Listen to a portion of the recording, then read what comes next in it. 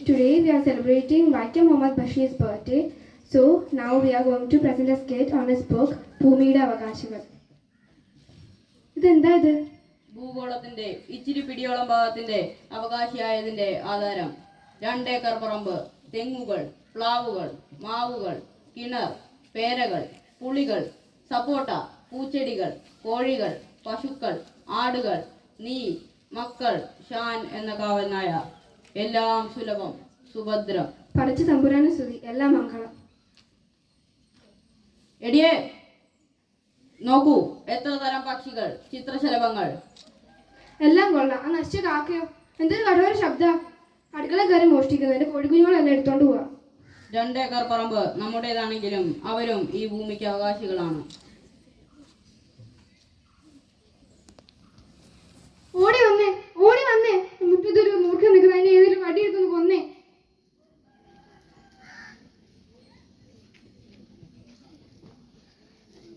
പാമ്പ് ഭൂമിയുടെ അവകാശികളിൽ ഒരാളാണ്. പക്ഷെ അത് വെച്ച ചത്തു. അതും ഭവതിയുടെ ഈശ്വര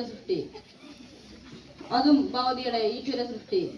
ഇത് സർപ്പമേ, എന്റെ 2 ഏക്കർ പറമ്പിൽ നിന്ന് പോകൂ. അതെങ്ങോട്ട് പോകാൻ? ഈ ഭൂഗോളം തന്നെ മനുഷ്യൻ കഷ്ണം കഷ്ണമായി തീർവാങ്ങി കഴിഞ്ഞിരിക്കുന്നു. അതെങ്ങോട്ട് പോകാൻ? ഞാൻ ആകെ പെട്ടു. പുസ്തകങ്ങളും വസ്ത്രങ്ങളും എഴുതി നിന്നു. പാറ്റും ചതിലും വേറെ. അണ്ണാനും കാക്കയെല്ലാം പഴങ്ങൾ തിന്നോണ്ടു. നമ്മളിനി എന്ത് ചെയ്യും? ഇതെല്ലാം ദൈവം സൃഷ്ടിച്ചത് എല്ലാ ജീവികൾക്കും വേണ്ടിയാണ്. ഈ പരമാർത്ഥം എപ്പോഴും ഓർക്കുന്നത് നല്ലതാണ്. ഞാൻ ഒരു കാര്യം ചോദിച്ചാൽ മുഷിയോ? ഇല്ല. എന്നാലേ അങ്ങേ പോലുള്ള ഭവാന്മാർക്ക് നിക്കാൻ ഒന്നും കഴിക്കാതെ ഏതെങ്കിലും ഒരു ഗുഹയിൽ പോയി താമസിച്ചൂടെ? തിന്നാനും കുടിക്കാനും പുറമാന്തി തരാനും നീയുണ്ടെങ്കിൽ ഞാൻ ഏത് ഗുഹയിലും കഴിയും. എന്നാലേ നമുക്ക് ഈ വീടായ നമ്മുടെ ഗുഹ മതി. പക്ഷെ ഞാൻ ഒഴികെ മറ്റൊരു ജീവിയെ ഞാൻ ഈ തുരി കയറ്റത്തില്ല. ഞാൻ കൊല്ലും ഞാൻ അതിനെ.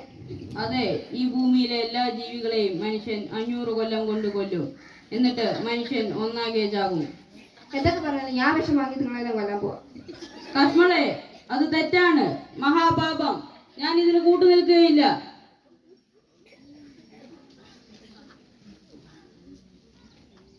ഇരുന്നൂറ് എട്ടുകാലി, 50 പുഴു, 30 ചീവീടുകൾ, 7 പഴുതാരകൾ, 5 തേളുകൾ, 2000 ഉറുമ്പുകൾ, 500 ചിതലുകൾ. ഈ ഭൂമിയിൽ മനുഷ്യന് ഒന്നും നശിപ്പിക്കാതെ ജീവിക്കാൻ സാധിക്കുകയില്ലേ?